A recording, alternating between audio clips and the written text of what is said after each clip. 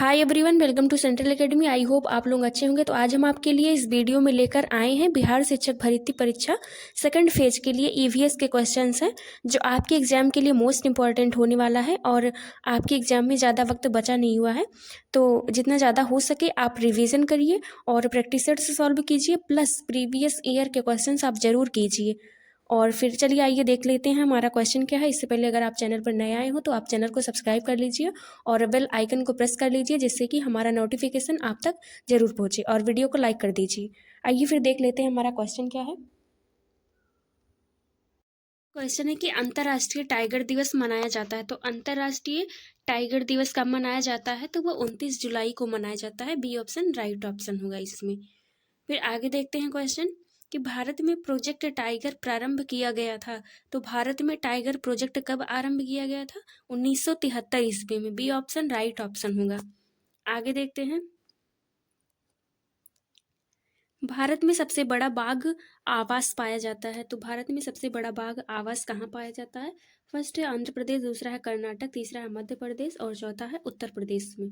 तो कहाँ पर पाया जाता है? तो सबसे ज़्यादा जो है बाघ आवास जो आंध्र प्रदेश में पाया जाता है। ए ऑप्शन राइट ऑप्शन होगा, वो भी आंध्र प्रदेश के श्रीशैलम में। फिर देखते हैं आगे, ये क्या है कि भारत का सबसे बड़ा बाघ आवास आंध्र प्रदेश का नागार्जुन सागर श्रीशैलम टाइगर रिजर्व है। कहाँ पाया जाता है? नागार्जुन सागर श्रीशैलम आंध्र प्रदेश में पाया जाता है। देखते हैं आगे क्वेश्चन क्या है कि कान्हा राष्ट्रीय उद्यान प्रसिद्ध है। तो कान्हा राष्ट्रीय उद्यान प्रसिद्ध है, किसके लिए प्रसिद्ध है? वो बाघों के लिए प्रसिद्ध है। तो इसमें हमारा डी ऑप्शन राइट ऑप्शन होगा, बाघों के लिए। आगे देखते हैं क्वेश्चन कि कार्बेट राष्ट्रीय उद्यान अपना जल प्राप्त करता है। क्या है क्वेश्चन कि कार्बेट राष्ट्रीय उद्यान अपना जल प्राप्त करता है। तो जानते हैं कि कार्बेट राष्ट्रीय उद्यान कहाँ पाया जाता है, मतलब कि कहाँ पर स्थित है? तो ये उत्तराखंड में स्थित है और ये अपना जल जो है वो राम गंगा नदी से प्राप्त करता है। इसमें हमारा बी ऑप्शन राइट ऑप्शन होगा, राम गंगा नदी से। आगे देखते हैं क्वेश्चन। क्वेश्चन है कि चिनार वन्यजीव विहार अवस्थित है। और अगर आप जो है वीडियो जो है चैनल पर नए आए हो तो आप चैनल सब्सक्राइब कर लीजिए और जो है वीडियो को लाइक कर दीजिए। आगे देखते हैं क्वेश्चन कि चिनार वन्यजीव विहार अवस्थित है। तो चिनार वन्यजीव विहार कहाँ अवस्थित है? वो जम्मू व कश्मीर में अवस्थित है। तो ए ऑप्शन हमारा इसमें राइट ऑप्शन हो जाएगा, जम्मू कश्मीर। आगे देखते हैं क्वेश्चन अपना।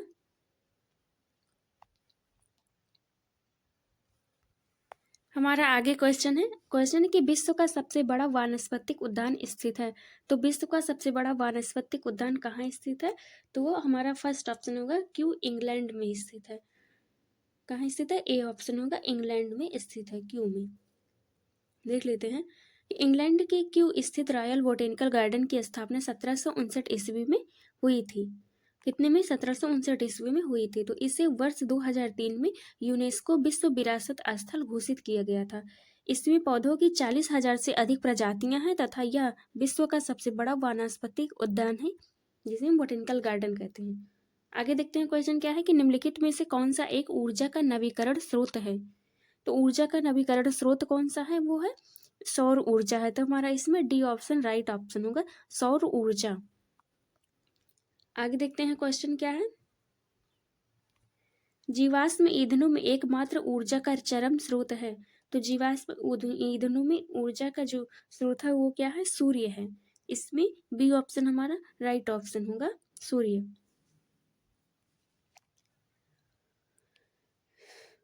निम्नलिखित ऊर्जा में से कौन सी जैविक मात्रा में सर्वाधिक उपयोग की जाती है? तो जैविक मात्रा में जो है उत्पन्न उपयोग की जाने वाली जो है ऊर्जा कौन सी है? वो सौर ऊर्जा है। तो इसमें हमारा बी ऑप्शन राइट ऑप्शन होगा। आगे देखते हैं हमारा क्वेश्चन क्या है।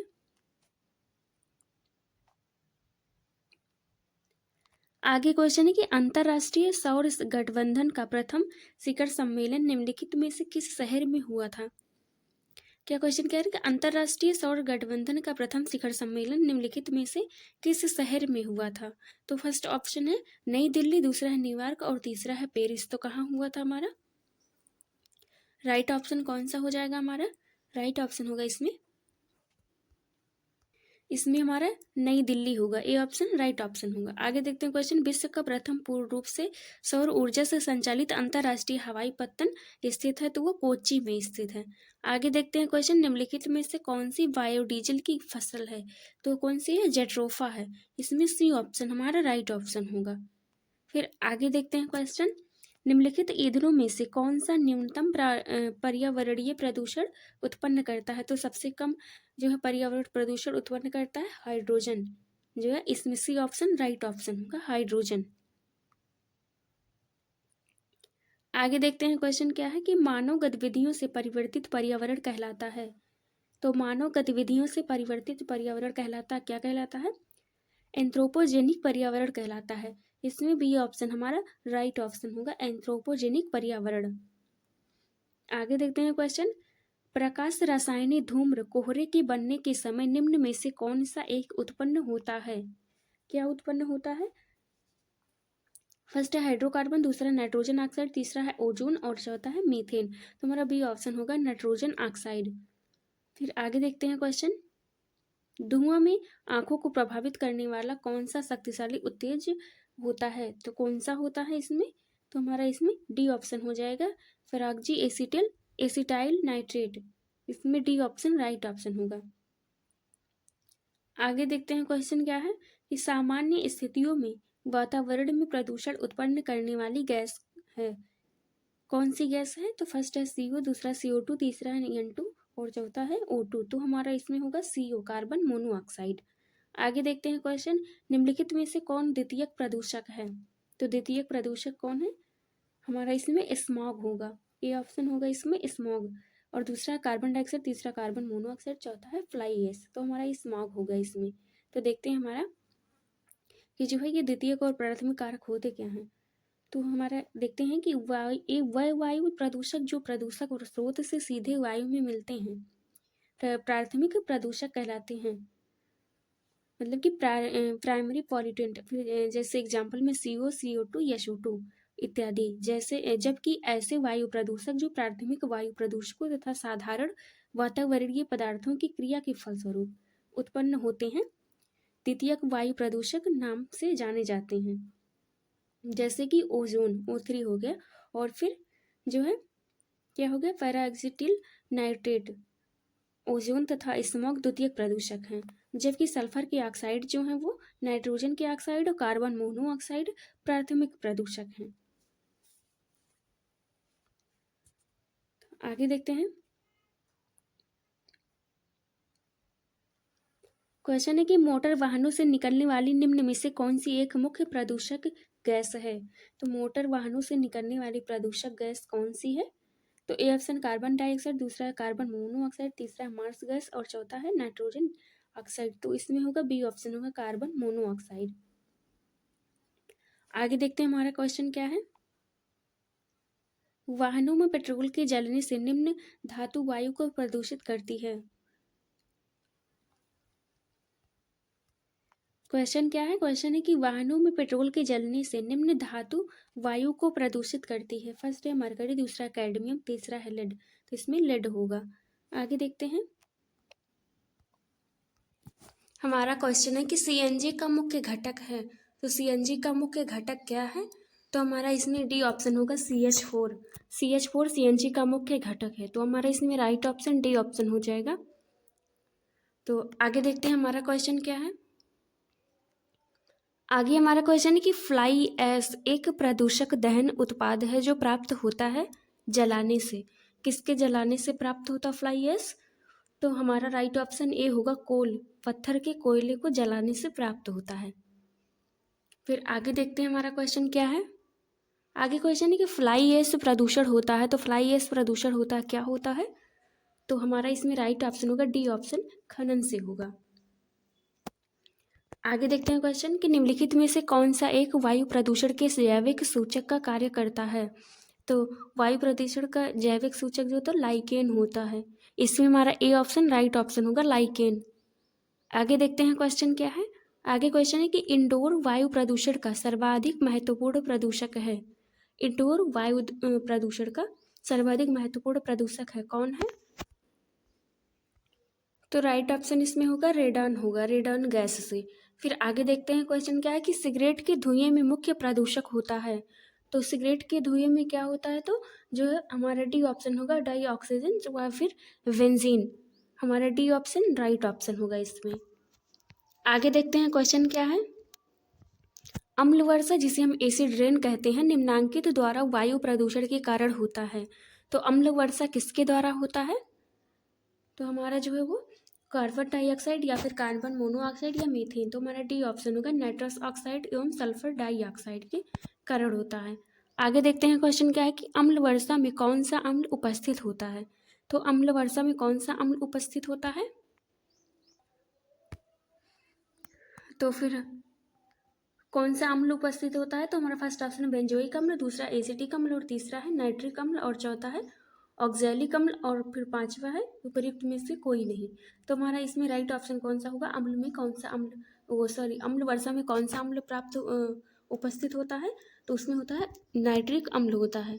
सी ऑप्शन हमारा राइट ऑप्शन होगा। फिर आगे देखते हैं अम्ल वर्षा के घटक हैं। तो अम्ल वर्षा का घटक क्या है, तो HNO3 भी है और H2SO4 भी है। तो हमारा राइट ऑप्शन होगा इसमें डी ए तथा वी हमारा राइट ऑप्शन होगा। फिर आगे देखते हैं क्वेश्चन क्या है। आगे क्वेश्चन है कि एक घास स्थलीय पारिस्थितिकी तंत्र के खाद्य श्रृंखला में विभिन्न घटकों का सही क्रम है। तो सही क्रम क्या है, तो हमारा इसमें ए ऑप्शन होगा घास, टिड्डा, मेढक और सर्प। मतलब कि पहले घास जो है टिड्डा खाएगा और टिड्डा जो है वो मेढक टिड्डे को खाएगा और फिर सर्प जो है मेढक को खाएगा। तो हमारा राइट ऑप्शन ए ऑप्शन होगा। फिर आगे देखते हैं क्वेश्चन क्या है। निम्नलिखित में से पारिस्थितिकी तंत्र का कौन सा एक जीवीय संगठक नहीं है, तो कौन सा नहीं है, तो हमारा इसमें राइट ऑप्शन कौन सा ए होगा वायु, जो है ये बायोटिक कंपोनेंट नहीं है। फिर आगे देखते हैं क्वेश्चन क्या है कि खाद्य श्रृंखला जिसे हम फूड चेन में जो है मानव है, तो फूड चेन में मानव है क्या है, तो इसमें जो है प्राथमिक उपभोक्ता है या फिर द्वितीय उपभोक्ता है या फिर प्राथमिक तथा द्वितीय उपभोक्ता दोनों है। तो ये डी ऑप्शन होगा प्राथमिक तथा द्वितीय उपभोक्ता, मतलब कि प्राइमरी और सेकेंडरी कंज्यूमर होगा इसमें। फिर आगे देखते हैं समुद्री वातावरण में मुख्य प्रदूषक उत्पादक होते हैं, तो प्रोड्यूसर जो होते हैं वो क्या होते हैं, तो जो है ए ऑप्शन होगा इसमें फाइटोप्लैंक्टॉन्स होंगे। इसमें ए ऑप्शन राइट ऑप्शन होगा फाइटोप्लैंक्टॉन्स। फिर आगे देखते हैं क्वेश्चन क्या है कि पारिस्थितिक तंत्र के जैविक घटकों में कौन उत्पादक घटक नहीं है, उत्पादक घटक है, तो कौन है, प्रोड्यूसर कौन है इसमें पारिस्थितिक तंत्र के जैविक घटकों में, तो वो हरे पौधे हैं। हरे पौधे ही प्रोड्यूसर होते हैं हमेशा। तो डी ऑप्शन राइट ऑप्शन होगा। प्रथम पोषक स्तर के अंतर्गत आते हैं, तो प्रथम पोषक के अंतर्गत मतलब कि प्राइमरी जो प्रथम जो है ट्रैफिक लेवल होता है, जो हमारा प्राइमरी ट्रैफिक लेवल होता है वो कौन सा होगा, किसके अंतर्गत आते हैं, तो वो डी ऑप्शन हमारा राइट ऑप्शन होगा हरित पादप के अंतर्गत आते हैं। फिर आगे देखते हैं क्वेश्चन कि पारिस्थितिकी निकाय में ऊर्जा का प्राथमिक स्रोत है, तो ऊर्जा का प्राथमिक स्रोत क्या है, तो सी ऑप्शन होगा सौर ऊर्जा होगा, सौर ऊर्जा हमारा राइट ऑप्शन होगा। फिर आगे देखते हैं क्वेश्चन। आगे क्वेश्चन है कि किसी भी पारिस्थितिकी तंत्र में ऊर्जा का पिरामिड होता है, तो पारिस्थितिकी तंत्र में ऊर्जा का पिरामिड कैसा होता है, तो जो है हमेशा सीधा होता है, जबकि जो तालाब का जो पारितंत्र होता है वो उसका जो पिरामिड होता है हमेशा उल्टा होता है। तो इसमें हमारा ये ऑप्शन होगा हमेशा सीधा। फिर आगे देखते हैं क्वेश्चन कि जीवभार का पिरामिड किस पारिस्थितिकी तंत्र में उल्टा हो जाता है, तो वो तालाब में हो जाता है। तो बी ऑप्शन राइट ऑप्शन होगा। तो आगे देखते हैं क्वेश्चन कि 10% नियम किससे संबंधित होता है, 10% का नियम किससे संबंधित होता है। और अगर आप जो है चैनल पर नए आए हैं तो आप चैनल को सब्सक्राइब कर लीजिए और जो है वीडियो को लाइक कर दीजिए। और ये क्वेश्चन आपके BPSC TRE सेकंड एग्जाम के लिए बहुत इंपॉर्टेंट है। फिर आगे देखते हैं क्वेश्चन क्या है हमारा कि 10% नियम किससे संबंधित होता है। 10% का नियम जो है किसने दिया था, तो वो चार्ल्स एल्टन ने दिया था। तो देखते हैं हमारा क्या है ऑप्शन, तो हमारा जो है ए ऑप्शन इसमें राइट ऑप्शन होगा। ए ऑप्शन इसमें राइट ऑप्शन होगा। ऊर्जा का खाद्य के रूप में एक पोषी स्तर से दूसरी स्तर पर पहुंचना, यही हमारा जो है 10% नियम है। फिर आगे देखते हैं क्वेश्चन कि निम्न में से कौन सा कथन सही है, तो कौन सा कथन सही है इसमें, जो है फर्स्ट, जैवमंडलीय पारिस्थितिकी तंत्र में ऊर्जा का प्रवाह एक दिशीय होता है, जो है यही हमारा राइट ऑप्शन होगा, ये ऑप्शन। फिर आगे देखते हैं क्वेश्चन कि पारिस्थितिकी अस्थायी मितव्ययिता है, यह किस आंदोलन का नारा है? तो ये हमारा सी ऑप्शन राइट ऑप्शन होगा, चिपको आंदोलन का। फिर आगे देखते हैं क्वेश्चन,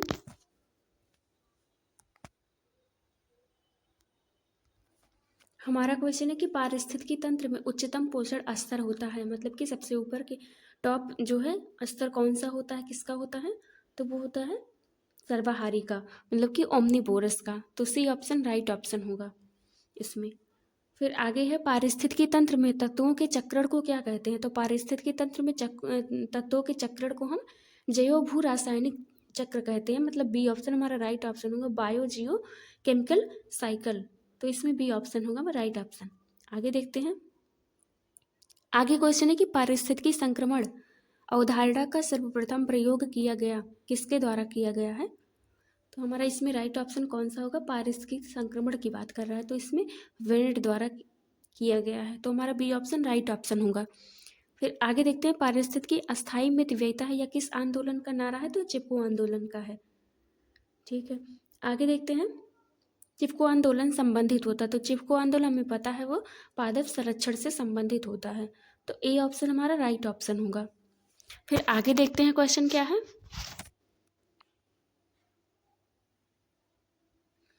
आगे क्वेश्चन है कि पारिस्थितिकीय पद छाप के माप की इकाई है, पारिस्थितिकीय पद छाप के माप की इकाई है, तो हमारा इसमें क्या होगा? भूमंडलीय हेक्टेयर, तो ए ऑप्शन राइट ऑप्शन है।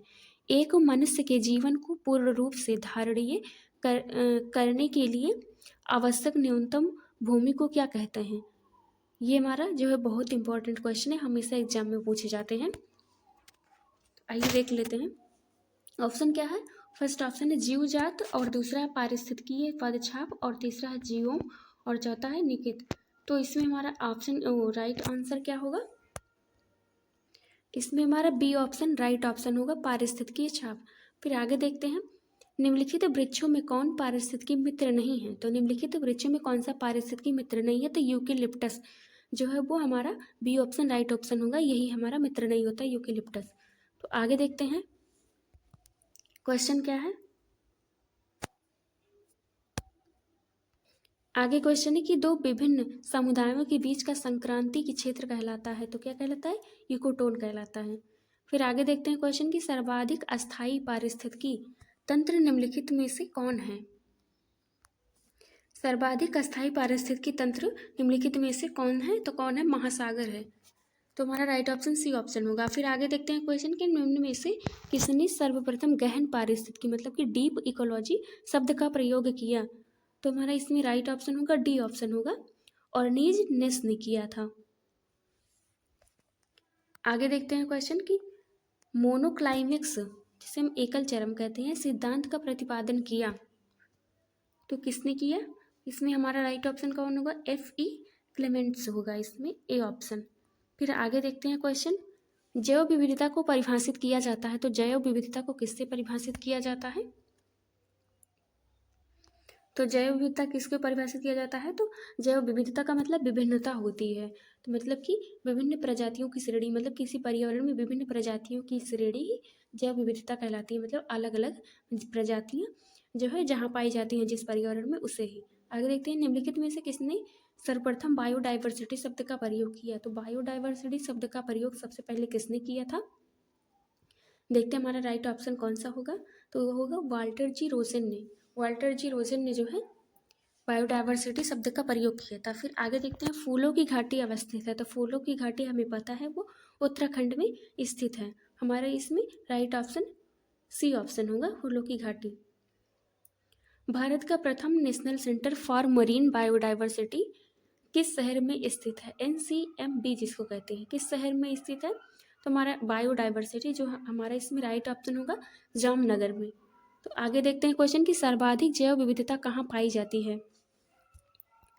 क्वेश्चन क्या है कि सर्वाधिक जैव विविधता कहाँ पाई जाती है? तो उष्णकटिबंधीय वर्षा वनों में सबसे ज़्यादा जैव जो है डाइवर्सिटी पाई जाती है, मतलब कि जैव विविधता सबसे ज़्यादा उष्णकटिबंधीय वर्षा वनों में पाए जाते हैं। फिर आगे देखते हैं क्वेश्चन, क्वेश्चन क्या है कि सर्वाधिक जैव विविधता पाई जाती है, कहाँ पाई जाती है सबसे अधिक जैव विविधता? तो वो है शांत घाटी में पाई जाती है, मतलब कि साइलेंट वैली में। ए ऑप्शन राइट ऑप्शन होगा। और साइलेंट वैली कहाँ पर है? तो वो केरल में है। ए ऑप्शन राइट ऑप्शन होगा फिर हमारा।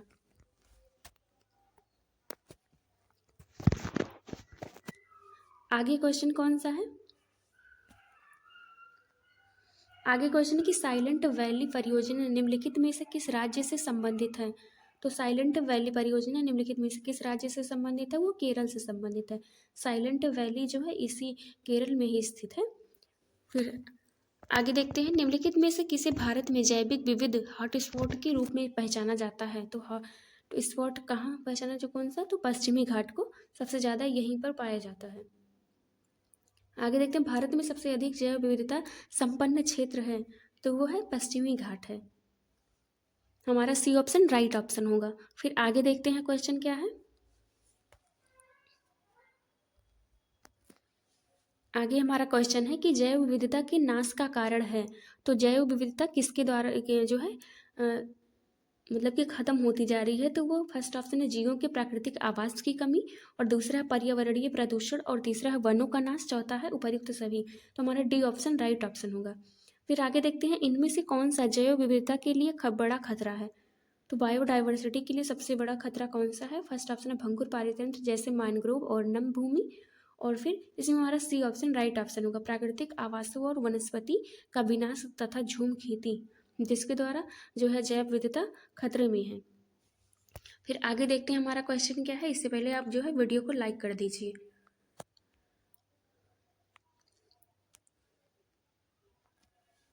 आगे हमारा क्वेश्चन है कि राष्ट्रीय उद्यानों में आनुवंशिक विविधता का रख रखाव किया जाता है। तो आनुवंशिक विविधता का रख रखाव किसके द्वारा किया जाता है? तो हमारा वो इन सीटू कंजर्वेशन या फिर संरक्षण के द्वारा किया जाता है। इन सीटू कंजर्वेशन क्या होता है?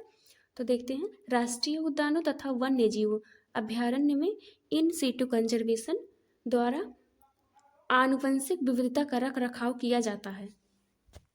मतलब कि स्वस्थानीय, मतलब कि जो है जहाँ उनका आवास होता है उन्हीं में उनका कल्चर किया जाता है, मतलब कि वहीं उनको रखा जाता है सभी सुविधाओं के साथ। तो उन्हें हम स्वस्थानीय संरक्षण कहते हैं या फिर इन सिटू कंजर्वेशन कहते हैं। फिर आगे देखते हैं, जब कि उन्हें कहीं दूसरे स्थान पर संरक्षित किया जाता है तो उसे हम एक सेटू कंजर्वेशन कहते हैं। मतलब कि जहाँ उनका आवास होता है उससे हटाकर कहीं और स्थान पर जो है सेट कर देना या फिक्स कर देना, उन्हें एक सेटू कंजर्वेशन कहलाता है। मतलब कि बाह्य स्थानीय हम जिसको कहते हैं। फिर आगे देखते हैं, आगे हमारा क्वेश्चन है कि निम्नांकित में से क्रायो बैंक एक सेटू संरक्षण के लिए कौन सी गैस सामान्यतः प्रयोग में की जाती है? तो हमें पता है वो नाइट्रोजन गैस यूज की जाती है। तो ए ऑप्शन राइट ऑप्शन होगा, जो है नाइट्रोजन, जिसमें हम -डिग्री पर जो है हम उनके जो है ब्रीडिंग के लिए उनके जो है स्पर्म या एग को आदि को हम रखते हैं। फिर आगे देखते हैं क्वेश्चन के निम्नलिखित में से कौन से जैव विविधता के संरक्षण के लिए महत्वपूर्ण रणनीति है? तो कौन सी है वो? ए ऑप्शन है जैवमंडल रिजर्व, दूसरा है वानस्पतिक उद्यान, और तीसरा है राष्ट्रीय पार्क, चौथा जंगली जंतु अभ्यारण्य। तो ए ऑप्शन राइट ऑप्शन होगा, जो है बायो रिजर्व। फिर आगे देखते हैं कौन सा होगा। रेड डाटा बुक अथवा रेड लिस्ट से संबंधित होता है, तो संबंधित संगठन है, तो कौन सा? IUCN है, जिसके द्वारा रेड डाटा बुक जारी की जाती है। हमारा क्वेश्चन है कि रेड डाटा बुक का संबंध है, तो रेड डाटा बुक का संबंध किससे है? तो रेड डाटा बुक का संबंध है विलुप्ति के संकट से ग्रस्त जीव जंतुओं से है। मतलब कि रेड डाटा बुक में संकटग्रस्त जितने भी जीव होते हैं उनका जो है डाटा इसमें होता है। तो आगे देखते हैं क्वेश्चन कि निम्नलिखित भारतीय पक्षियों में कौन सा अत्यधिक, तो हमारा क्वेश्चन क्या है कि निम्नलिखित भारतीय पक्षियों में कौन सा अत्यधिक संकटापन्न किस्म है? तो कौन सा है? ग्रेट इंडियन बस्टर्ड है। तो बी ऑप्शन इसमें राइट ऑप्शन होगा। आगे देखते हैं क्वेश्चन क्या है कि किसी प्रजाति को विलुप्त माना जा सकता है। क्वेश्चन क्या है कि किसी प्रजाति को विलुप्त माना जा सकता है जब वह अपने प्राकृतिक आवास में देखी नहीं गई है। तो इसमें हमारा राइट ऑप्शन कौन सा होगा? 15 वर्षों से या 25 वर्षों से या 40 वर्षों से या फिर 50 वर्षों से। तो इसमें हमारा राइट ऑप्शन होगा 50 वर्षों से। आगे क्वेश्चन क्या है कि भारत में गिद्धों की तेजी से घटती जनसंख्या का मुख्य कारण है। भारत में गिद्धों की तेजी से घटती जनसंख्या का मुख्य कारण क्या है? तो वो हमारा ए ऑप्शन होगा, डेक्लोफेनिक दवा का अत्यधिक प्रयोग करने से जो है, जिससे भारत में गिद्धों की संख्या जो है वो अत्यधिक घट गई। तो हमारा इसमें राइट ऑप्शन ए ऑप्शन होगा, डेक्लोफेनिक दवा का अत्यधिक प्रयोग। फिर आगे देखते हैं क्वेश्चन। आगे क्वेश्चन है हमारा कि भारत में गिद्धों की कमी का अत्यधिक प्रमुख कारण है। तो क्या कारण है हमारा? फर्स्ट ऑप्शन है विषाणु संक्रमण, और दूसरा है जीवाणु संक्रमण, और फिर तीसरा है जानवरों का दर्द निवारक देना, और फिर चौथा है जानवरों को एस्ट्रोजन इंजेक्शन देना। तो हमारा राइट ऑप्शन हो जानवरों को दर्द निवारक देना, यही हमारा राइट ऑप्शन होगा। आगे देखते हैं रामसर सम्मेलन संबंधित है। तो रामसर सम्मेलन किससे संबंधित है? तो हमारा राइट ऑप्शन इसमें होगा आर्द्र भूमि संरक्षण से संबंधित है। आगे देखते हैं क्वेश्चन क्या है कि बिहार का प्रथम रामसर क्षेत्र कहाँ स्थित है? तो बिहार का प्रथम रामसर क्षेत्रफल रामसर साइट जो है कहाँ स्थित है? तो वो बेगूसराय में है। तो हमारा राइट ऑप्शन होगा ए ऑप्शन। और ये जो है बिहार का क्वेश्चन है, तो ये हमारे बिहार के एग्जाम के लिए बहुत इंपॉर्टेंट है। तो ए ऑप्शन होगा बेगूसराय। फिर आगे देखते हैं हमारा क्वेश्चन क्या है। आगे क्वेश्चन है कि वेटलैंड दिवस मनाया जाता है तो कब? 2 फरवरी को मनाया जाता है। तो आगे देखते हैं निम्नलिखित राज्यों में से किसमें भारत की सबसे बड़ी अंतर्देशीय लवणीय आर्द्र भूमि है? तो कौन सी है वो? फर्स्ट है गुजरात, दूसरा हरियाणा, तीसरा है मध्य प्रदेश, चौथा है राजस्थान। तो हमारा राइट ऑप्शन इसमें कौन सा होगा? अंतर्देशीय लवणीय आर्द्र भूमि पूछा है इसमें, तो इसमें राइट ऑप्शन होगा गुजरात। ए ऑप्शन राइट ऑप्शन होगा। आगे देखते हैं क्वेश्चन कि भारतीय संसद द्वारा जैव विविधता अधिनियम पारित किया गया, कब पारित किया गया? तो दिसंबर 2002 में। फिर आगे देखते हैं क्वेश्चन भारत सरकार ने नॉर्वे सरकार के साथ मिलकर एक जैव विविधता नीति एवं कानून के केंद्र की स्थापना की है। तो कहाँ की है वो स्थापना? तो चेन्नई में। तो बी ऑप्शन राइट ऑप्शन होगा। आगे देखते हैं क्वेश्चन कि सबसे लंबा जीवित वृक्ष है। तो सबसे लंबा जीवित वृक्ष कौन सा है? सिकोया होगा। तो बी ऑप्शन राइट ऑप्शन होगा इसमें। आगे देखते हैं विश्व जैव विविधता दिवस कब मनाया जाता है? तो विश्व जैव विविधता दिवस या फिर बायोडाइवर्सिटी वे कब मनाया जाता है? तो हमारा होगा इसमें मई 22, मतलब कि बी ऑप्शन राइट ऑप्शन होगा 22 मई को। फिर आगे देखते हैं क्वेश्चन कि ग्रीन हाउस प्रभाव क्या है? तो ग्रीन हाउस प्रभाव क्या है? तो फर्स्ट ऑप्शन है गैसों के वायुमंडल में जमा होने से पृथ्वी के वातावरण का गर्म होना, यही हमारा राइट ऑप्शन होगा। क्या ऑप्शन होगा? गैसों के वायुमंडल में जमा होने से पृथ्वी के वातावरण का गर्म होना, और जो है इसमें सबसे बड़ी भूमिका CO2 की होती है। फिर आगे देखते हैं क्वेश्चन कि ग्रीन हाउस गैसों की संकल्पना की थी। तो ग्रीन हाउस गैसों की संकल्पना जो है जोसेफ फोरियर ने की थी। फिर आगे देखते हैं क्वेश्चन क्या है, गैस जो धान के खेत से उत्सर्जित होती है तथा भूमि के तापमान में वृद्धि करती है वह है, क्या है वो? कौन सी गैस होगी? तो फर्स्ट है नाइट्रोजन, दूसरा कार्बन डाइऑक्साइड, तीसरा है कार्बन मोनोऑक्साइड, चौथा है मीथेन। तो हमारा डी ऑप्शन राइट ऑप्शन होगा मीथेन। आगे देखते हैं क्वेश्चन कि पर्यावरण में ग्रीन हाउस प्रभाव में वृद्धि होती है तो किसके कारण होती है? तो वो होगा कार्बन डाइऑक्साइड के कारण जो होती है वृद्धि होती है। तो हमारा राइट ऑप्शन वी ऑप्शन होगा, CO2 के बढ़ने से ही जो है ग्रीन हाउस प्रभाव होता है। फिर आगे देखते हैं क्वेश्चन निम्न में से कौन हरित गृह गैस नहीं है? निम्न में से कौन हरित गृह गैस नहीं है? तो फर्स्ट है कार्बन डाइऑक्साइड, दूसरा सल्फर डाइऑक्साइड, तीसरा है मीथेन, और चौथा उपयुक्त सभी। तो कौन सा नहीं है इसमें? तो हमारा सल्फर डाइऑक्साइड नहीं है, बी ऑप्शन राइट ऑप्शन होगा। देखते हैं कि ग्रीन हाउस गैस क्या होती है। देखते हैं ग्रीन हाउस गैसें वायुमंडल में उपस्थित वह गैसें हैं जो तापीय अवरक्त विकिरण की रेंज के अंतर्गत विकिरणों का अवशोषण एवं उत्सर्जन करती हैं। पृथ्वी के वायुमंडल में पाई जाने वाली प्रमुख ग्रीन हाउस गैसें हैं जल वाष्प, carbon dioxide, methane, ozone, nitrous oxide तथा क्लोरोफ्लोरोकार्बन, ये जो है ग्रीन हाउस गैसेस हैं। फिर आगे देखते हैं सल्फर डाइऑक्साइड प्रत्यक्ष रूप से ग्रीन हाउस प्रभाव पैदा नहीं करती है, मतलब कि SO2 जो है नहीं होगा इसमें। फिर आगे देखते हैं क्वेश्चन क्या है कि वायु में कार्बन डाइऑक्साइड की बढ़ती हुई मात्रा से वायुमंडल का तापमान धीरे धीरे बढ़ रहा है, क्योंकि कार्बन डाइऑक्साइड क्या होगा इसमें ऑप्शन? फर्स्ट ऑप्शन वायु में उपस्थित जलवाष्प को अवशोषित कर उसकी ऊष्मा को संचित करना। दूसरा ऑप्शन है सौर विकिरण के पराबैंगनी अंश को अवशोषित करना। तो इसमें राइट ऑप्शन होगा डी ऑप्शन, सौर विकिरण। राइट ऑप्शन होगा सौर विकिरण के अवरक्त अंश को अवशोषित करती है। तो डी ऑप्शन हमारा राइट ऑप्शन होगा। आगे देखते हैं क्वेश्चन क्या है कि जलवायु परिवर्तन का कारण है। जलवायु परिवर्तन का कारण होगा तो इसमें हमारा ग्रीन हाउस गैसेस भी हैं, ओजोन परत का क्षरण भी है और प्रदूषण भी है। तो हमारा डी ऑप्शन राइट ऑप्शन होगा, उपर्युक्त सभी। आगे देखते हैं क्वेश्चन क्या है। तो आगे क्वेश्चन है निम्नलिखित गैसों में कौन सी एक गैस धरती पर जीवन के लिए हानिकारक और लाभदायक दोनों है। तो जो है कौन सी गैस है जो हानिकारक और लाभदायक दोनों है। तो हमारा फर्स्ट ऑप्शन है ऑक्सीजन, दूसरा ओजोन, तीसरा नाइट्रोजन और चौथा कार्बन डाइऑक्साइड। और राइट ऑप्शन कार्बन डाइऑक्साइड होगा। फिर आगे देखते हैं क्वेश्चन निम्नलिखित में से कौन सी गैस ग्लोबल वार्मिंग के लिए ज़्यादा जिम्मेदार है। तो ग्लोबल वार्मिंग के लिए सबसे ज़्यादा जिम्मेदार गैस कौन सी है।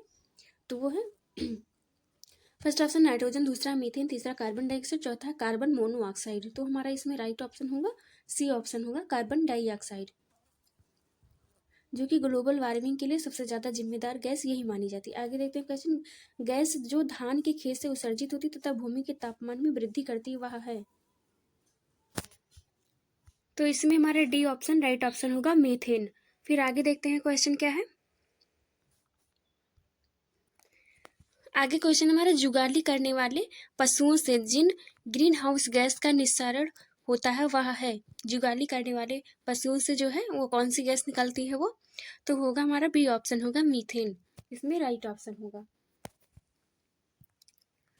फिर हम आगे क्वेश्चन देखते हैं।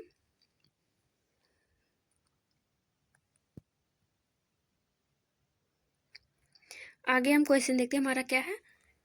आगे क्वेश्चन है निम्नलिखित में से कौन सा वैश्विक ताप वृद्धि ग्लोबल वार्मिंग का प्रभाव है। ग्लोबल वार्मिंग का प्रभाव क्या है। फर्स्ट समुद्र जल तल का बढ़ना, दूसरा हिमनदी का पिघलना और तीसरा बीमारियों का फैलना, चौथा प्रवाल भित्ति का विरंजन होना। तो इसमें सही उत्तर चूज करना है हमको। तो कौन सा होगा, ये चारों से होगा। ग्लोबल वार्मिंग का प्रभाव चारों से होगा। तो हमारा राइट ऑप्शन कौन सा होगा इसमें। राइट ऑप्शन डी ऑप्शन होगा, 1, 2, 3 और 4। आगे देखते हैं क्वेश्चन क्या है। आगे क्वेश्चन कि आज कार्बन डाइऑक्साइड CO2 के उत्सर्जन में सर्वाधिक योगदान करने वाला देश कौन सा है। तो CO2 का उत्सर्जन करने वाला सबसे ज्यादा कौन सा देश होगा वो। तो फर्स्ट ऑप्शन है चीन, दूसरा जापान, तीसरा है रूस और चौथा संयुक्त राज्य अमेरिका। तो इसमें होगा चीन होगा। फिर आगे क्वेश्चन देखते हैं कौन सा है। निम्नलिखित में से किस देश को दुनिया में कार्बन नेगेटिव देश के रूप में जाना जाता है। तो किसे जाना जाता है, तो वो भूटान को जाना जाता है। तो सी ऑप्शन हमारा इसमें राइट ऑप्शन होगा, कार्बन नेगेटिव देश भूटान होता है। तो हमारा सी ऑप्शन होगा राइट ऑप्शन। फिर आगे देखते हैं क्वेश्चन क्या है कि मानव की कौन सी क्रिया जलवायु से सर्वाधिक प्रभावित होती है। तो मानव की कौन सी क्रिया जलवायु से सर्वाधिक प्रभावित होती है। तो इसमें फर्स्ट ऑप्शन होगा मत्स्य उद्योग, दूसरा होगा खनन, तीसरा है निर्माण। तो हमारा डी ऑप्शन राइट ऑप्शन होगा, कृषि होगा। इसमें जलवायु से सर्वाधिक प्रभावित हमारा कृषि होता है। तो डी ऑप्शन राइट ऑप्शन होगा इसमें। आगे देखते हैं क्वेश्चन क्या है कि निम्नलिखित में से किसने सुझाया था कि निम्नलिखित में से किसने सुझाया था कि पृथ्वी का धुरी पर अवस्था बदलना जलवायु परिवर्तन के लिए एक कारक है। क्वेश्चन क्या कि किसने सुझाया था कि पृथ्वी की धुरी पर अवस्था बदलना जलवायु परिवर्तन के लिए एक कारक है। तो फर्स्ट ऑप्शन रॉबर्ट हुक, दूसरा मिलानकोविच और तीसरा जॉर्ज सिम्पसन और चौथा है टीवी चैम्बरलेन। तो हमारा राइट ऑप्शन बी ऑप्शन होगा, मिलानकोविच, बी ऑप्शन राइट ऑप्शन। आगे देखते हैं क्वेश्चन। आगे क्वेश्चन है कि 50 से अधिक देशों द्वारा समर्थित संयुक्त राष्ट्र का मौसम परिवर्तन समझौता कब प्रभावी हुआ। तो इसमें हमारा राइट ऑप्शन कौन सा हो जाएगा। सी ऑप्शन होगा, जून 21, 1996 को। ये इसमें हमारा राइट ऑप्शन कौन सा होगा, ए ऑप्शन होगा, मार्च 21, 1994 को। आगे देखते हैं क्वेश्चन क्या है कि क्योटो प्रोटोकॉल निम्न में से संबंधित होता है। तो क्योटो प्रोटोकॉल किससे संबंधित है इसमें। तो किससे, वायु प्रदूषण फर्स्ट ऑप्शन है, दूसरा ग्रीन हाउस गैस, तीसरा है जलवायु परिवर्तन, चौथा है जल प्रदूषण। तो हमारा इसमें राइट ऑप्शन कौन सा होगा, क्योटो प्रोटोकॉल एक अंतर्राष्ट्रीय समझौता है जो जलवायु परिवर्तन पर संयुक्त राष्ट्र संरचना अभिसमय से अंतर संबंधित है। इस प्रोटोकॉल को 11 दिसंबर 1997 को क्योटो जापान में अंगीकृत किया गया था तथा यह 16 फरवरी 2005 को लागू हुआ। यह प्रोटोकॉल वैश्विक तापमान में योगदान देने वाली गैसों के उत्सर्जन में कमी लाने हेतु लक्षित है। फिर आगे देखते हैं क्वेश्चन क्या है कि ब्लू कार्बन क्या है। तो ब्लू कार्बन क्या है, तो इसमें हमारा राइट ऑप्शन कौन सा होगा। ब्लू कार्बन क्या है, तो फर्स्ट ऑप्शन महासागरों और तटीय पारिस्थितिकी तंत्रों द्वारा प्रग्रहित कार्बन, और दूसरा वन जैव मात्रा और कृषि मृदा में प्रच्छादित कार्बन, और तीसरा पेट्रोलियम और प्राकृतिक गैसों में अंतर्विष्ट कार्बन। तो हमारा राइट ऑप्शन होगा ए ऑप्शन, महासागर और तटीय पारिस्थितिकी तंत्र द्वारा प्रग्रहित कार्बन। आगे देखते हैं क्वेश्चन क्या है। आगे क्वेश्चन है कि कार्टाजेना प्रोटोकॉल संबंधित है। कार्टाजेना प्रोटोकॉल का संबंध किससे है। जैव सुरक्षा समझौते से, दूसरा प्रदूषण से, तीसरा ओजोन क्षरण से, और चौथा जलवायु परिवर्तन से। तो हमारा इसमें राइट ऑप्शन होगा जैव सुरक्षा समझौते से। तो ए ऑप्शन हमारा राइट ऑप्शन होगा। आगे देखते हैं क्वेश्चन क्या है कि bio carbon fund initiative for sustainable forest landscape से क्या है। मतलब कि bio carbon fund initiative for sustainable forest landscape का प्रबंधन निम्नलिखित में से कौन करता है। तो कौन करता है, तो फर्स्ट एशिया विकास बैंक, और दूसरा है अंतर्राष्ट्रीय मुद्रा विकास, और तीसरा है संयुक्त राष्ट्र पर्यावरण कार्यक्रम, और चौथा विश्व बैंक। तो हमारा इसमें राइट ऑप्शन कौन सा हो जाएगा। राइट ऑप्शन होगा इसमें, तो इसमें राइट ऑप्शन होगा हमारा डी ऑप्शन होगा विश्व बैंक। फिर आगे देखते हैं जलवायु परिवर्तन पर भारत की प्रथम राष्ट्रीय कार्य योजना कब लोकार्पित की गई। फर्स्ट है 2000 में, दूसरा है 2008 में, तीसरा है 2012 में, और चौथा 2015 में। तो हमारा राइट ऑप्शन कौन सा होगा। राइट ऑप्शन होगा इसमें 2008 में। तो बी ऑप्शन राइट ऑप्शन होगा। आगे देखते हैं क्वेश्चन। सूर्य के प्रकाश से परावैंगनी विकिरण अभिक्रिया निम्न में से क्या पैदा करती है। तो फर्स्ट ऑप्शन कार्बन मोनोऑक्साइड, दूसरा सल्फर डाइऑक्साइड, तीसरा ओजोन, और चौथा है फ्लोराइड्स। तो राइट ऑप्शन इसमें कौन सा होगा, क्या पैदा करती है। तो इसमें राइट ऑप्शन होगा ओजोन। तो आगे देखते हैं क्वेश्चन क्या है। ओजोन बायोस्फीयर को बचाती है, किसे बचाती है। तो वी ऑप्शन होगा अल्ट्रा वायलेट किरणों से बचाती हैं। ओजोन बायोस्फीयर हमें अल्ट्रा वायलेट किरणों से बचाती हैं। आगे क्वेश्चन है कि ओजोन परत अवस्थित है। तो ओजोन परत किस मंडल में स्थित है। फर्स्ट है शुभ मंडल, दूसरा समताप, तीसरा है मध्य मंडल, और चौथा आयन मंडल। तो ओजोन परत किस मंडल में है, तो समताप मंडल में स्थित है। आगे देखते हैं क्वेश्चन क्या है। आगे क्वेश्चन है कि ओजोन परत पृथ्वी से करीब ऊंचाई पर है। ओजोन परत पृथ्वी से कितनी ऊंचाई पर है। तो फर्स्ट ऑप्शन 50 किलोमीटर, दूसरा 300 किलोमीटर, तीसरा है 2000 किलोमीटर, चौथा 20 किलोमीटर। तो जो है डी ऑप्शन राइट ऑप्शन होगा 20 किलोमीटर। आगे देखते हैं क्वेश्चन क्या है कि वायुमंडल की सबसे निचली परत कौन सी है। तो वायुमंडल की सबसे निचली परत कौन सी है। तो फर्स्ट ऑप्शन समताप, दूसरा है ओजोन मंडल, तीसरा आयन मंडल। तो राइट ऑप्शन डी होगा क्षोभ मंडल जो है। फिर आगे देखते हैं क्वेश्चन क्या है कि ओजोन छिद्र का कारण क्या है। तो ओजोन छिद्र का कारण क्या है। एसिटिलीन फर्स्ट ऑप्शन है, दूसरा एथिलीन, तीसरा क्लोरोफ्लोरोकार्बन, और फिर चौथा है डी मीथेन। तो ओजोन छिद्र का प्रमुख कारण क्या है हम जानते हैं। तो इसमें राइट ऑप्शन कौन सा होगा। राइट ऑप्शन होगा क्लोरोफ्लोरोकार्बन होगा, सी ऑप्शन राइट ऑप्शन होगा। आगे देखते हैं क्वेश्चन क्या है। ओजोन छिद्र का निर्माण सर्वाधिक है। क्या है क्वेश्चन कि ओजोन छिद्र का निर्माण सर्वाधिक किसमें है। तो ओजोन छिद्र का सर्वाधिक निर्माण अंटार्कटिका के ऊपर है, सी ऑप्शन इसमें राइट ऑप्शन होगा। आगे है मॉन्ट्रियल प्रोटोकॉल किसे रक्षा करता है। तो वो जो है किसे रक्षा करता है, हरित गृह गैसें, मतलब कि ये ऑप्शन राइट ऑप्शन होगा हरित गृह गैस से, सॉरी ओजोन परत से रक्षा करता है। मॉन्ट्रियल प्रोटोकॉल ओजोन परत के लिए है, तो सी ऑप्शन राइट ऑप्शन होगा। फिर आगे देखते हैं क्वेश्चन मॉन्ट्रियल प्रोटोकॉल ये है हमारा। देखते हैं मॉन्ट्रियल प्रोटोकॉल पृथ्वी की ओजोन परत के संरक्षण से संबंधित है। ओजोन परत के संरक्षण से संबंधित, और यह वियना संधि का एक प्रोटोकॉल है जिसका उद्देश्य ओजोन परत का क्षरण करने वाले पदार्थों क्लोरोफ्लोरोकार्बन आदि को प्रयोग से हटाना है। यह प्रोटोकॉल 1 जनवरी 1989 से प्रभावी हुआ है। आगे देखते हैं क्वेश्चन। ओजोन परत संरक्षण दिवस मनाया जाता है तो कब मनाया जाता है? 16 सितंबर को। तो हमारा राइट ऑप्शन ए ऑप्शन हो जाएगा। आगे क्वेश्चन क्या है कि सूर्य से आने वाली हानिकारक पराबैंगनी विकिरण कारण हो सकती है, किसका कारण हो सकता है? तो इसमें हमारा राइट ऑप्शन होगा डी ऑप्शन होगा, त्वचीय कैंसर का। C option D option right option होगा। आगे क्वेश्चन देखते हैं कि वैज्ञानिकों की निम्न टीमों में किसने सर्वप्रथम अंटार्कटिका के ऊपर ओजोन छिद्र का पता लगाया? तो ओजोन छिद्र का पता किस टीम ने लगाया? तो फर्स्ट है रूसी टीम, तीसरा है जर्मनी, तीसरा है अमेरिकन टीम, या फिर चौथा है ब्रिटिश टीम।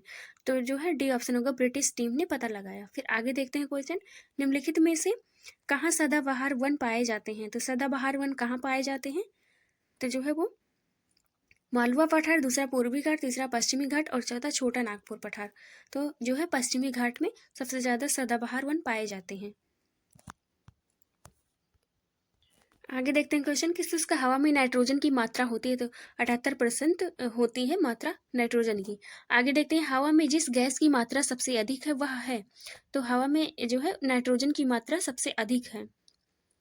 आगे देखते हैं पृथ्वी शिखर सम्मेलन का आयोजन किया गया तो वो रियो में किया गया, और कितने में किया गया था? 1992 ईस्वी में किया गया था। तो आगे देखते हैं क्वेश्चन के राष्ट्रीय पर्यावरण अभियांत्रिकी शोध संस्थान NEERI अवस्थित है, तो कहाँ अवस्थित स्थित है? तो वो नागपुर में अवस्थित है। तो सी ऑप्शन हमारा राइट ऑप्शन होगा। ये क्वेश्चन कई बार पूछे गए हैं। फिर आगे देखते हैं क्वेश्चन क्या है कि राष्ट्रीय पर्यावरण अभियांत्रिकी शोध संस्थान नीरी कहाँ और कब स्थापित किया गया है? तो होगा 1958 में नागपुर में होगा। फिर NEA से आशय है, तो NEA से क्या आशय है? नेशनल एनवायरमेंट अथॉरिटी, इसमें राइट ऑप्शन बी होगा। फिर आगे देखते हैं विश्व मौसम विज्ञान संगठन का मुख्यालय अवस्थित है, तो विश्व मौसम विज्ञान संगठन कहाँ? जिनेवा में स्थित है इसका मुख्यालय। UNEP मुख्यालय अवस्थित है कहाँ? नैरोबी में अवस्थित है। फिर आगे देखते हैं क्वेश्चन क्या है, ग्रीन पीस इंटरनेशनल का मुख्यालय अवस्थित है, तो कहाँ स्थित है ग्रीन पीस इंटरनेशनल मुख्यालय? तो एम्स्टर्डम में स्थित है। तो हमारा ए ऑप्शन होगा। भारत में पर्यावरण सुरक्षा अधिनियम निम्नलिखित में से किस वर्ष में पारित हुआ था? तो 1986 ईस्वी में। आगे है पर्यावरण सुरक्षा अधिनियम EPA को अन्य किस नाम से जाना जाता है? तो हम इसे किसे, तो हमारा ए ऑप्शन होगा, जो है छाता विधान के नाम से जाना जाता है। फिर आगे क्वेश्चन है नेशनल ग्रीन ट्रिब्यूनल मतलब NGT भारत सरकार द्वारा स्थापित किया गया था, तो कब स्थापित किया गया था? वो 2010 में स्थापित किया गया था। तो सी ऑप्शन हमारा राइट ऑप्शन होगा। फिर आगे देखते हैं क्वेश्चन, NGT का पूर्ण रूप है, तो NGT का फुल फॉर्म क्या होगा? देखते हैं क्या होगा, नेशनल ग्रीन ट्रिब्यूनल। ए ऑप्शन हमारा राइट ऑप्शन होगा। आगे देखते हैं क्वेश्चन का इको मार्क उन भारतीय उत्पादों को दिया जाता है जो क्या होता है? शुद्ध एवं मिलावट रहित हो, तो ए ऑप्शन हमारा राइट ऑप्शन होगा। पर्यावरण के प्रति मैत्रीपूर्ण हो, ये हमारा A option right option, C option right option होगा। फिर आगे देखते हैं क्वेश्चन कि प्राकृतिक कृषि का अन्वेषक है, प्राकृतिक कृषि का अन्वेषक क्या है? तो मसानोबु फुकुओका, हमारा ए ऑप्शन राइट ऑप्शन होगा। फिर आगे देखते हैं पर्यावरण संरक्षण के लिए ग्रीन आर्मी को किसने आरंभ किया? और ये क्वेश्चन बहुत इंपॉर्टेंट है, मोस्ट इंपॉर्टेंट है। फिर आगे देखते हैं पर्यावरण संरक्षण के लिए ग्रीन आर्मी को किसने प्रारंभ किया? ग्रीन आर्मी को किसने प्रारंभ किया? फर्स्ट है जापान, दूसरा चीन, तीसरा ऑस्ट्रेलिया और चौथा इजिप्ट। तो किसने प्रारंभ किया था? तो ऑस्ट्रेलिया ने प्रारंभ किया। तो सी ऑप्शन राइट ऑप्शन होगा। आगे देखते हैं क्वेश्चन क्या ग्रीन वॉश इंगित करता है, तो ग्रीन वॉश किसे इंगित करता है?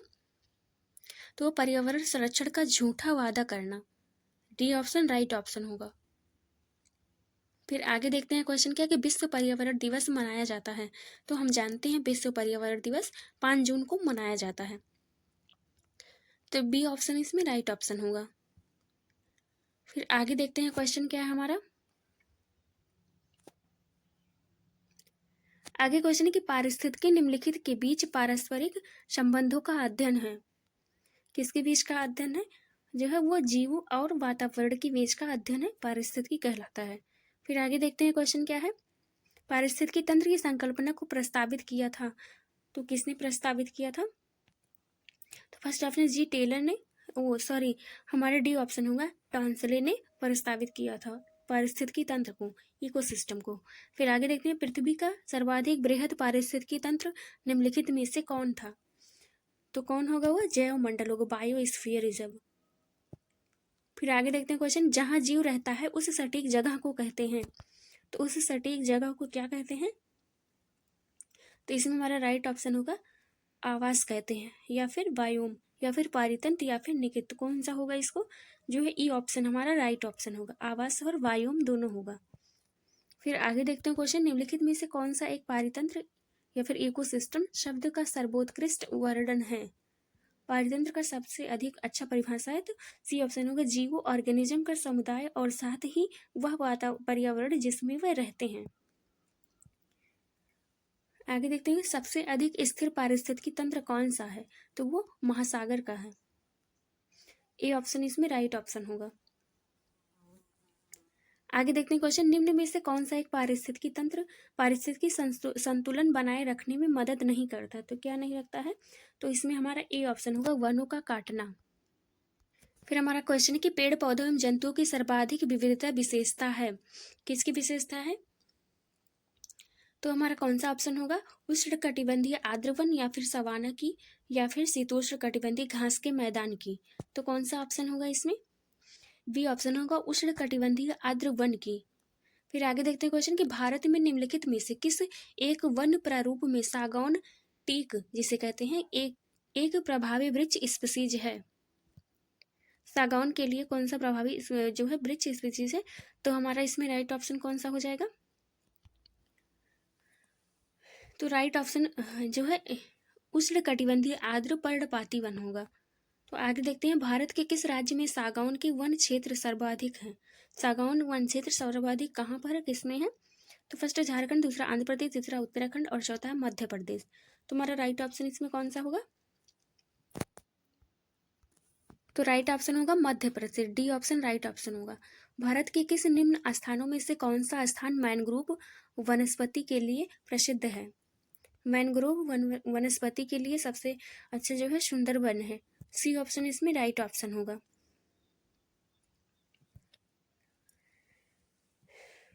फिर हम अगला क्वेश्चन देखते हैं।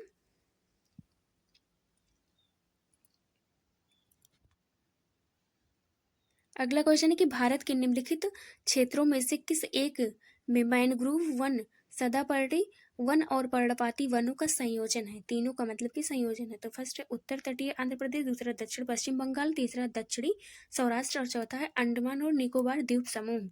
तो इसमें हमारा राइट ऑप्शन कौन सा हो जाएगा? डी हो जाएगा, अंडमान और निकोबार द्वीप समूह। ये जो है तीनों जो है वनों का संयोजन है। और फिर आगे देखते हैं, निम्नलिखित जंगलों में से कौन सा जंगल पृथ्वी ग्रह के फेफड़ों के रूप में जाना जाता है? मतलब कि अर्थ ऑफ जो है लंग्स जाना जाता है किसे? तो फर्स्ट ऑप्शन पूर्वोत्तर भारत के वर्षा वन, दूसरा टाइगर वन, तीसरा है टुंड्रा वन और चौथा अमेजन वर्षा वन। तो हमारा इसमें राइट ऑप्शन कौन सा होगा? देखते हैं हमारा राइट ऑप्शन कौन सा होगा। हमारा राइट ऑप्शन होगा अमेजन वर्षा वन। देखते हैं क्या है अमेजन वर्षा वन। अमेजोनिया या अमेजन वन के नाम से जाने जाते हैं। ये चौड़ी पत्तियों वाले नमीयुक्त वन है जो दक्षिण अमेरिका के अमेजन बेसिन के एक बड़े भूभाग पर फैले हुए हैं। इन्हें ही पृथ्वी ग्रह के फेफड़े के रूप में जाना जाता है। फिर आगे, क्योंकि इनकी वनस्पति लगातार कार्बन डाइऑक्साइड को अवशोषित कर ऑक्सीजन मुक्त करती रहती है, पृथ्वी की लगभग 20% से अधिक ऑक्सीजन अमेजन वर्षावन द्वारा उत्पादित होती है और इसीलिए इसे हम पृथ्वी ग्रह के फेफड़े भी कहते हैं। फिर आगे देखते हैं क्वेश्चन कि निम्नलिखित में से किस महाद्वीप से उष्णकटिबंधीय पर्णपाती वनों का विस्तार अधिक है?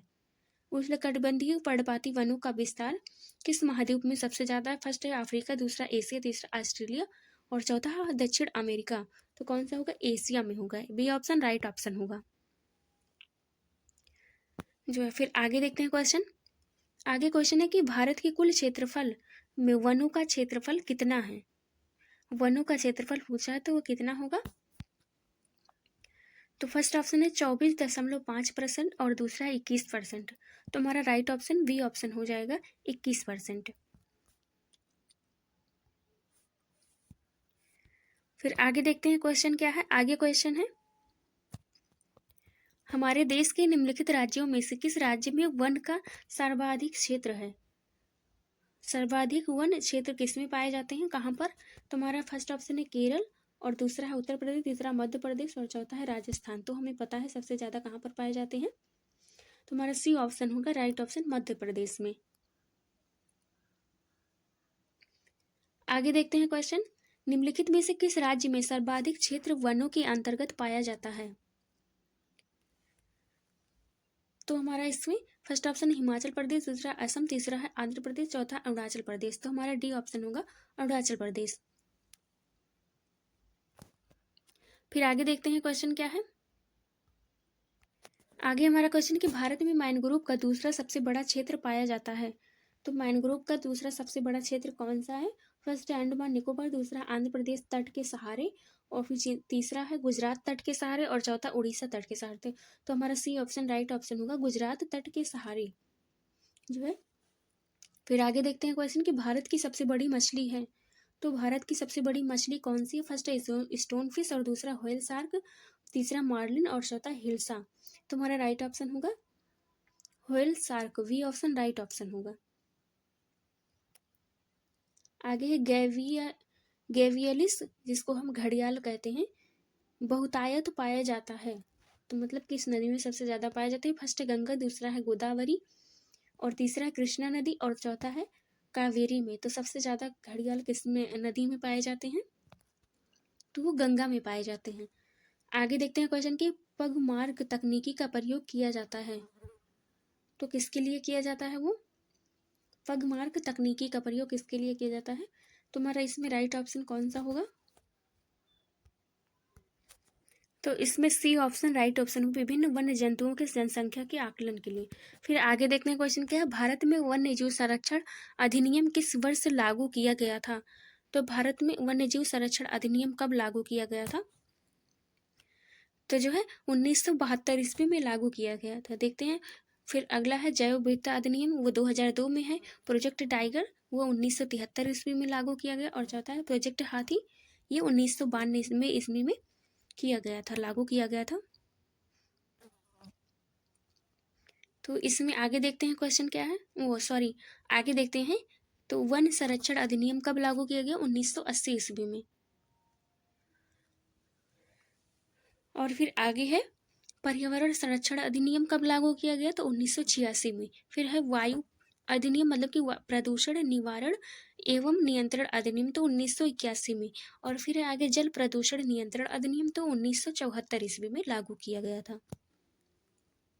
और ये सबसे वेरी वेरी मोस्ट इम्पॉर्टेंट है, ये जो है एग्जाम में हमेशा पूछे जाते हैं, 1 या 2 नंबर में हमेशा ये पूछे जाते हैं। जितने भी जो है अधिनियम लागू किए गए हैं वो सब पूछे जाते हैं।